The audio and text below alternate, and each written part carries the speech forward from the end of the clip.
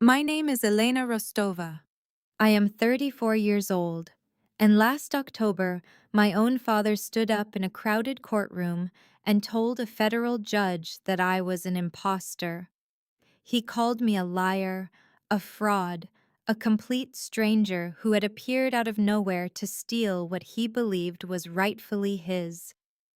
He claimed I was trying to take my mother's life savings, her pristine brownstone building in Brooklyn, everything she had spent 40 years building with her own two hands. He was incredibly loud. He was absolutely certain. He had a very expensive lawyer, a massive stack of papers, and a story he had rehearsed for months. What he did not have was the sealed beige envelope sitting inside my lawyer's leather briefcase. The envelope from the United States Department of Justice, the one holding 15 years of my life that he had conveniently chosen to erase. The judge opened it slowly, and after that, my father never spoke the same way again. Welcome back to Drama Storytime. This is where we share real-life inspired tales of family conflict, betrayal, and the quiet strength it takes to stand your ground. If these stories speak to you, please drop a comment and be sure to subscribe to our channel. I live in Seattle, Washington now, in a quiet, high-rise apartment exactly 15 minutes from my office. I am a senior forensic accountant at a massive global tech firm's integrity unit, the kind of company where your badge gets scanned 4 times before you even reach your desk. Nobody asks what you did over the weekend because half of them are not legally allowed to answer either. I like strict routine. I wake at 5:15, coffee at 5:22, the gym by 5:45. I am at my desk before 7 in the morning, and I stay until the blue light on the screen tells me I have been staring too long. 15 years in the shadows will do that to you. The government teaches you to build a life out of structure and privacy, and I never stopped. I disappeared at 19 straight from a train station with a single backpack and a terrified heart. The specifics of my 20s are buried in filing cabinets in Washington, District of Columbia that I will never see again. Most of my adult life exists only in reports that I am not allowed to discuss at dinner parties.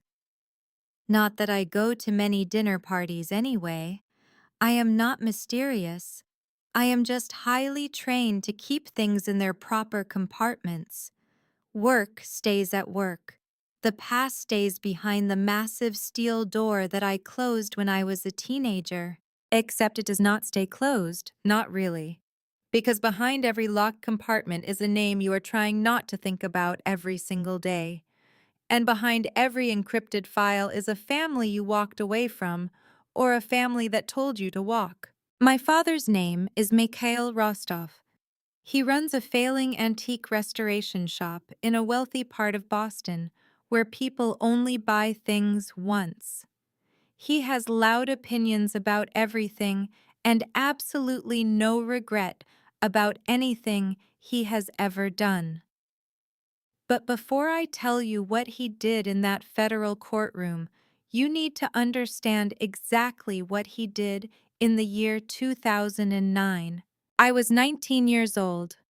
I was holding an acceptance letter from Boston University. I had earned a full academic scholarship to study international finance. I showed it to my mother, Natalia, first. She sat at the mahogany kitchen table and read it 3 times, pressing her pale finger under each line like she was memorizing every single word. Her eyes got very wet, but she did not cry. My mother never cried. She just said, "This is very good, Elena. This is the way out." Then Mikhail came home. He smelled like wood varnish and old whiskey. Business was never great at the antique shop. Mikhail treated that shop like it was his royal throne, and we were his subjects. He read the acceptance letter while standing up. He did not sit down. He did not smile. "College is a complete scam," he said with a cold voice. He said I was needed at the antique shop to handle the bookkeeping and manage the inventory. I looked him directly in the eye and told him I was going to the university. He put the acceptance letter on the granite counter and pushed it toward me with two slow fingers, like it was contaminating his space. He said, "You work for me, or you leave this house tonight. Those are the only two options you have." My mother stood up slowly. "Natalia, sit down," he barked. Natalia sat back down, and I understood right then that this house had only one voice, and it was not mine, and it was not hers. I went up to my room. I packed one worn-out backpack with jeans, 3 shirts, the letter, and $40 in cash. Mikhail stood in the dark hallway near the stairs. He did not try to physically stop me. He simply said, "Walk out that front door, and you are permanently done with this family. No phone calls, no coming back ever." I walked out. It was 9:14 on a Tuesday night. I did not look back. My mother, Natalia, was not a loud woman. She was not a brave one either if you measured bravery by the things she said out loud to her husband. But she loved in a way that was perfectly constant, like the way a harbor light stays on whether you come home to port or not. She worked as a translator for a legal aid nonprofit in the city. She earned enough to keep the heat on, but Mikhail controlled every single penny of her salary. But Natalia saved. She saved like it was breathing. $20 here, $50 there. She collected loose change for 30 years and put the difference in a secret savings account that Mikhail never even knew existed. She kept the brownstone building in her family name. Natalia stayed quiet. When Mikhail kicked me out, she did not fight him in that dark hallway. I used to resent her deeply for that silence. I do not resent her anymore. My mother was not surrendering to him. She was purely surviving him. What I did not know until many years later was this. Natalia never stopped talking to me, not for a single year. After I left home, I was completely alone in the world. But I managed to make contact with my mother through her oldest friend, Aunt Sophia, who lived 2 towns over. My mother and I built a secret bridge using Sophia as the anchor. I would write my mother letters and mail them to Sophia's post office box. Sophia would hand-deliver them to my mother during their weekly coffee dates. My mother would write back the exact same way. Her letters to Sophia's mailbox. Sophia's hands to mine. Mikhail never once checked Sophia's mail. He assumed I was gone forever and that Natalia accepted it. He was dead wrong about both of us. At 19 years old, I was studying international finance in the city. I was detail-oriented and highly disciplined. In my 3rd year of university, I was recruited by a specialized unit within a federal law enforcement agency. They needed people who knew finance, but could also operate in high-stress environments. I signed the documents before I even graduated. Federal Integrity Agent. That is all I will say about the classification because that is all I am legally allowed to say to anyone. The specifics of my assignments belong to a world with protocols and facilities that do not appear on any public maps. What I can tell you is this. I was exceptionally good at it. I spent 15 years analyzing complex financial networks that did not want to be found. 7 years after I left, Mikhail married a woman named Svetlana, who was 20 years younger than my mother. I know this because Natalia told me in her letters. She wrote about it not with bitterness. Natalia did not do bitter emotions. She wrote with the careful observation of someone watching a slow-motion car crash from across a very wide street. Svetlana's furniture gallery started losing massive amounts of money in the year 2021. She owed over $200,000 to her suppliers. Mikhail Karlot business was also failing as people started buying cars online. Mikhail smiled at Rotary Club meetings, but the numbers told a terrifying story. 3 liens on his commercial property, 2 missed payments on his truck, 1 very angry business partner who wanted his money. Ruth knew everything. In one of her final letters, she wrote that Mikhail had called her the previous week for the first time in 2 years. He did not ask how she was doing. What he really wanted to know was whether she had updated her secret will and if he was the beneficiary. Natalia told him she was fine. Svetlana's greed was planting the seed. Natalia had serious money. Svetlana told Mikhail in text messages that the federal agents would recover much later. Svetlana argued that Natalia owed Mikhail half for the years he supported her. Svetlana did not know about the special federal will Natalia's lawyers had drafted. Neither did Mikhail, not yet. Natalia was diagnosed with advanced pancreatic cancer in September of 2024. The doctors gave her exactly 6 months to live.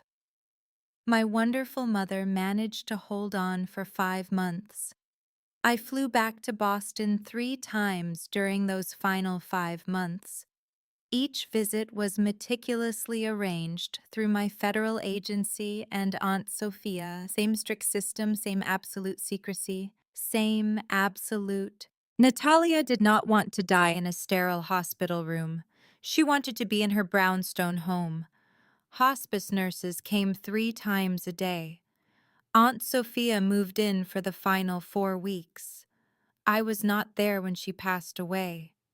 I was on a federal flight back from a high-priority assignment when Sophia called my secure line. The encrypted voicemail simply said, "Natalas Harbor Light has gone out. Peaceful." She told me to tell you that she was so incredibly proud of the woman you became. The funeral service was very small with only 18 people attending. I sat in the very back row wearing a large black hat and sunglasses, keeping my distance from everyone. I sat next to Aunt Sophia. Mikhail arrived in a very expensive dark suit, looking serious and sad and perfectly rehearsed for the role of a grieving widow.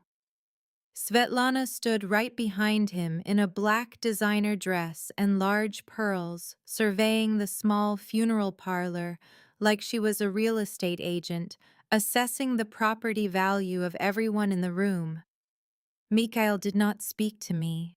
He did not even look at the back of the room. I do not think he recognized me. 15 years of hiding in the shadows changes a person's face, and he had stopped looking for mine a long time ago. 1 week after the funeral, Natalia's estate attorney formally read her last will and testament. It was a very simple document. Natalia left absolutely everything she owned. The secret savings account Natalis cherished. Brooklyn brownstone, Natalia's vintage jewelry, all of it, to Elena Rostova, her beloved daughter. Mikhail was not a beneficiary. Mikhail was not mentioned in the will at all. As a matter of legal courtesy, they notified him that the estate was being settled. He and Natalia had been legally divorced for over 12 years. Aunt Sophia, who was present when the lawyers notified Mikhail, said his reaction was brief. He looked at the lawyer and said, "That is legally impossible. Natalia would never do that to me." Then Svetlana aggressively pulled him out of the conference room. 2 weeks later, I received a certified legal letter at my Seattle address. The formal accusation from the law office was not subtle at all. Mikhail Rostov was contesting Natala's will on the official grounds that the individual identifying herself as Elena Rostova was not in fact his biological daughter. The legal filing alleged that the real Elena had disappeared from all public and private records approximately 15 years ago. The filing claimed that the woman now claiming the entire inheritance was a highly fraudulent party using a stolen federal identity for financial gain. I read the letter twice sitting at my granite kitchen counter. Then I read it a third time very slowly because I wanted to make sure I was not imagining the complete absurdity of it all. My own father was telling a federal court that I did not legally exist. He was trying to erase me from the face of the earth one final time so he could pay off his massive debts and buy Svetlana a new car. His desperate strategy was built entirely on a very convenient absence. My father was building a case not on hard evidence, but on gaps. What neither he nor Svetlana understood was that those specific gaps had a formal federal name, and every single one of those 15 missing years was meticulously documented, verified, and stored in a secure government system that neither Mikhail nor his small-town lawyer had any legal authorization to check. I immediately called my superior officer at the agency and then contacted a specialized federal estate attorney who handled cases for individuals in protective federal programs. Her name was Evelyn Reed.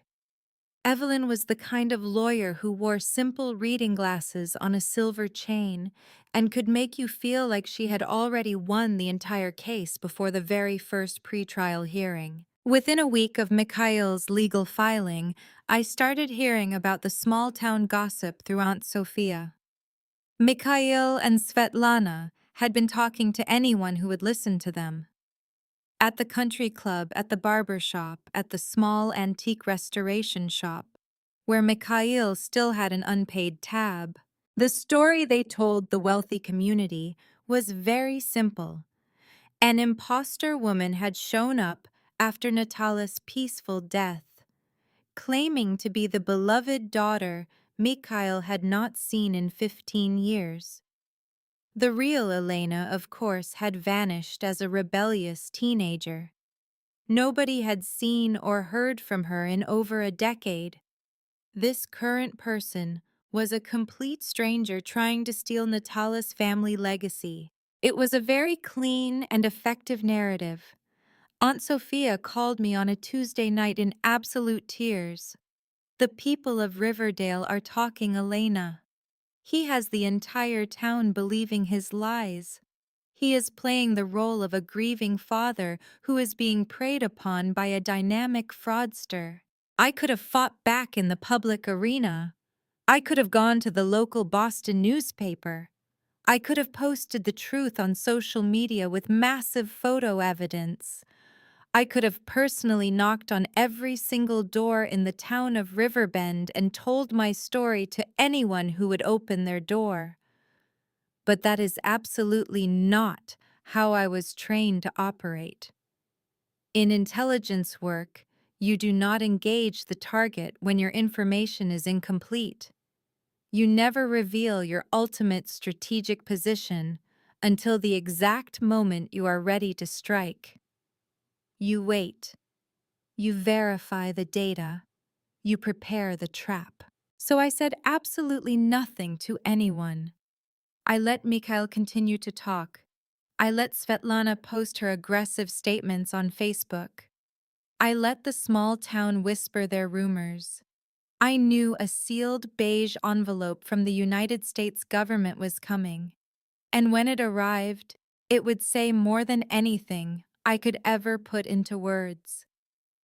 Sometimes silence is not weakness.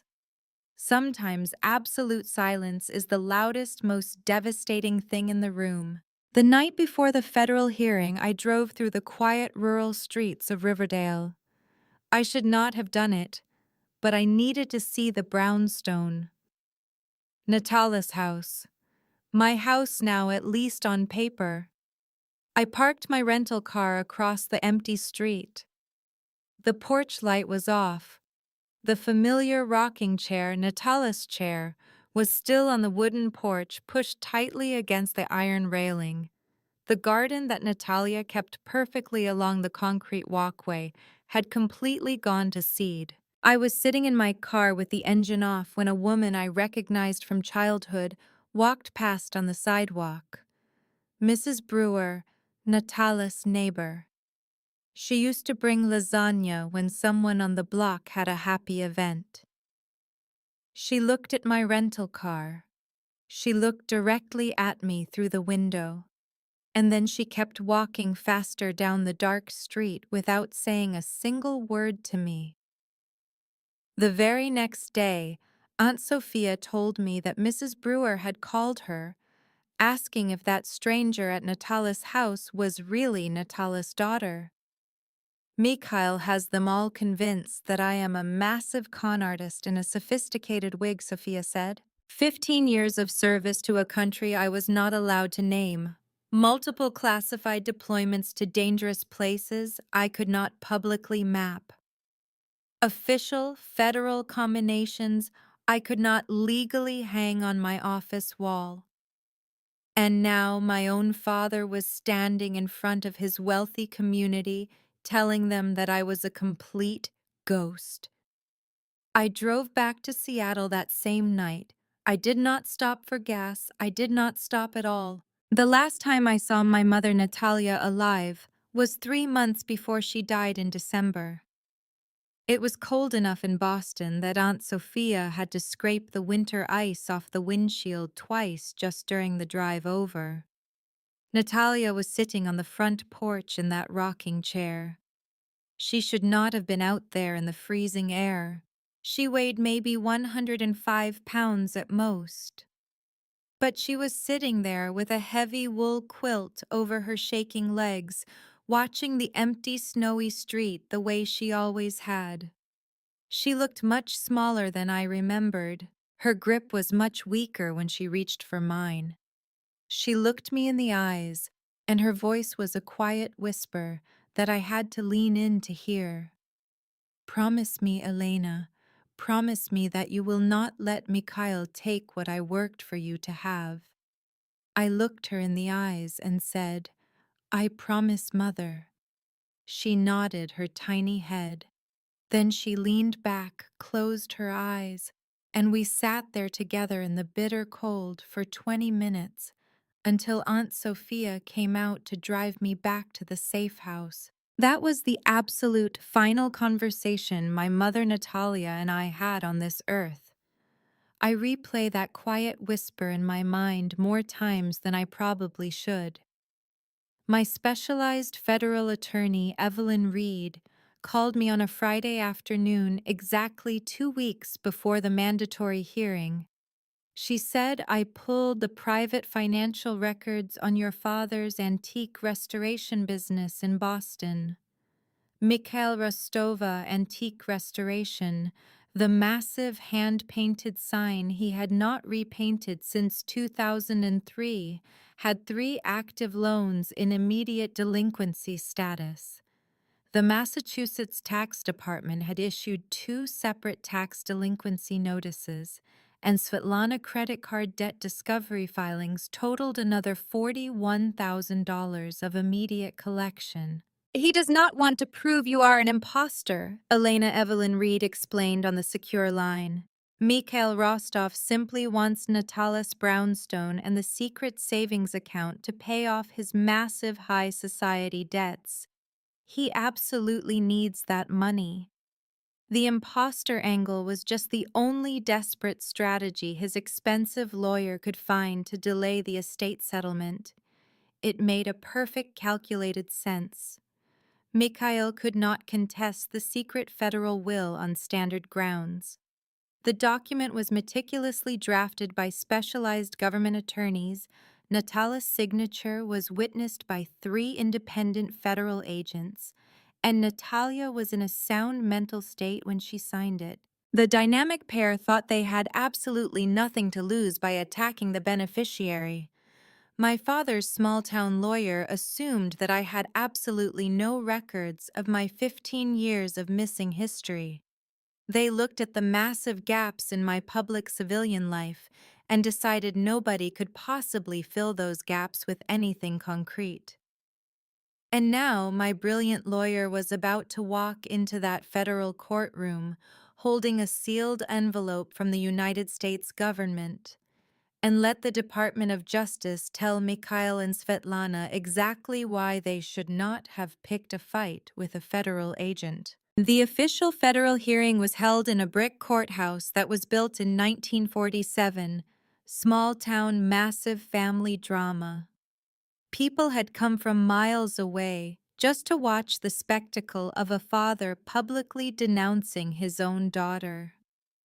Mikhail and Svetlana arrived together in a luxury silver sedan. Svetlana wore the same black designer dress and large, expensive pearls from Natala's funeral. Her expression was one of ultimate triumph, surveying the packed viewing gallery like she was the dynamic queen of Riverbend holding court. Evelyn Reed was methodical calm, and she never once raised her voice in the highly dramatic federal courtroom. She took off her reading glasses, set them on the mahogany desk, and looked directly at Mikhail, who was sitting across the room at the defense table. She announced to the judge that we had only one legal exhibit for the proceeding. She slowly reached into her leather briefcase and removed a single beige envelope marked strictly with an official seal that read, "For official court authorized use only." The courtroom bailiff picked up the beige envelope and placed it directly in front of the judge on the high bench. Mikhail shifted in his wooden chair, and his expensive Boston lawyer aggressively objected to the introduction of unverified government documentation into the estate proceedings. Evelyn Reed simply smiled a very calm and professional smile. She addressed the court in a quiet voice, stating that the United States Department of Justice had officially verified the continuous identity of Elena Rostova from the years 2009 to 2024 under strict federal program protocols. The highly respected federal judge, Honorable Paul Abernathy, took a slow, heavy sip of water and put on his reading glasses. Honorable Abernathy had presided over complex federal cases for 15 years, and he looked deeply annoyed by Mikhail's expensive lawyer. The entire courtroom went completely silent as the respected federal judge meticulously read through the 15 pages of specialized documentation inside the beige government binder. Every year was perfectly documented and accounted for. There were no missing gaps. The United States government had confirmed my identity. Honorable Abernathy took off his glasses, set the binder down on his high desk, and turned to look at my father, who was now a ghost. "Mr. Rostov," Honorable Abernathy said with a stern voice that contained zero patience, "the United States Department of Justice has formally verified that the woman sitting across from you is in fact Elena Rostova, your daughter." Then the judge turned to Mikhail's highly arrogant Boston lawyer. Honorable Abernathy announced to the stunned federal courtroom that the formal contest to Natala's will was immediately denied on the legal grounds that the impostor claim was built on a foundation of absolute zero evidence. The entire estate would be distributed exactly as Natala's specialized federal will directed, with Elena Rostova as the sole beneficiary of the secret savings account, the family jewelry, and Natala's cherished Brooklyn brownstone. Mikhail Rostov completely slumped in his wooden chair, looking smaller than I had ever seen him. He stared at me across the packed courtroom, and his mouth opened, but absolutely zero sound came out. The wealthy people of Riverdale were now staring at Mikhail and Svetlana with expressions of absolute shock and deep disgust.